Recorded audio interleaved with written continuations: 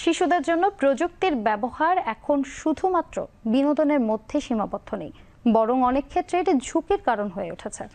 গবেষণা বলছে, মাত্রাতিরিক্ত ডিজিটাল আসক্তি শিশুদের মানসিক স্বাস্থ্য এবং সামাজিক বিকাশে নেতিবাচক প্রভাব ফেলছে।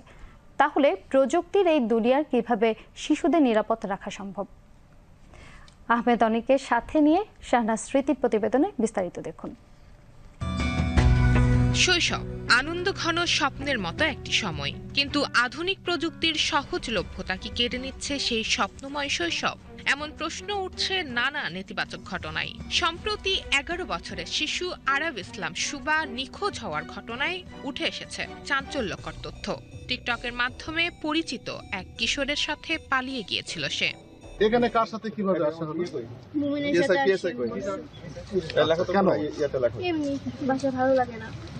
ওর সঙ্গে কিভাবে পরিচয়? টিকটকে। আমি ইউটিউব ইউজ করি অনেক বেশি, আর টিকটক ইউজ করি। মূল্যবোধের অবক্ষয়টা বেশি হচ্ছে। ইন্টারনেটে তাদেরকে ফেমাস করার জন্য যেসব কিছু করে, যারা অনেক কিছু উল্টাপাল্টা করে। গত কয়েক বছরে বাংলাদেশে টিকটক ও লাইকি ব্যবহার করে গ্যাং কালচারের বিস্তার ঘটেছে। কিশোর গ্যাংয়ের মধ্যে সংঘর্ষ এবং অপরাধমূলক কর্মকাণ্ডে সোশ্যাল মিডিয়া ভূমিকা রেখেছে বলে দেখা যায়। অনেকের মা দেখা যাচ্ছে মোবাইলের মাধ্যমে তাদের বাচ্চাদের খাওয়া দাওয়া, অন্য কিছু কারিকুলাম করার চেষ্টা করে। লেখাপড়া করতে গিয়ে ওরা ফেসবুকে বেশি অ্যাট্রাক্টিভ হয়েছে, বই পড়তে চায় না, মোবাইলটা দেখে।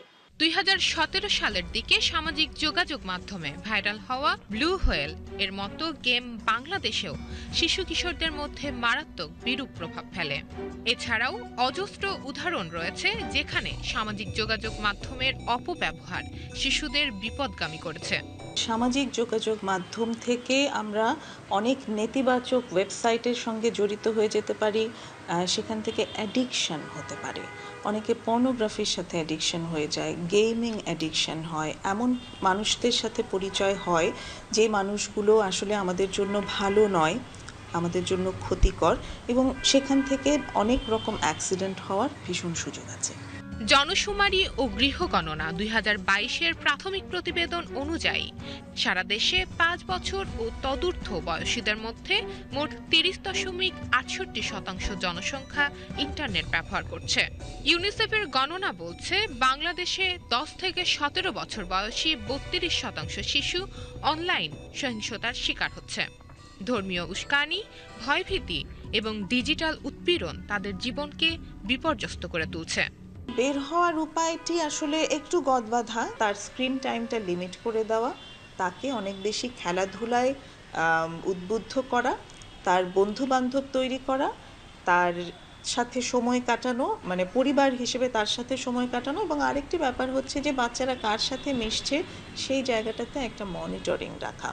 অ্যাট দ্য সেম টাইম বাচ্চারা স্ক্রিনে যতটুকু সময় থাকছে সেখানে সে আসলে কি করছে সেই জায়গাটাতেও একটা মনিটরিং রাখা।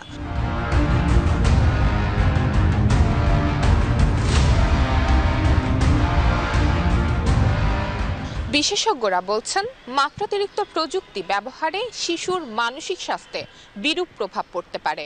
এতে করে বাড়তে পারে হতাশার ঝুঁকি। তাই অভিভাবক ও শিক্ষকদের সচেতন হতে হবে যেন অতিরিক্ত প্রযুক্তি ব্যবহার শিশুর স্বাভাবিক শৈশব কেড়ে না নেয়। শাহনাজ স্মৃতি, বিটিভি নিউজ।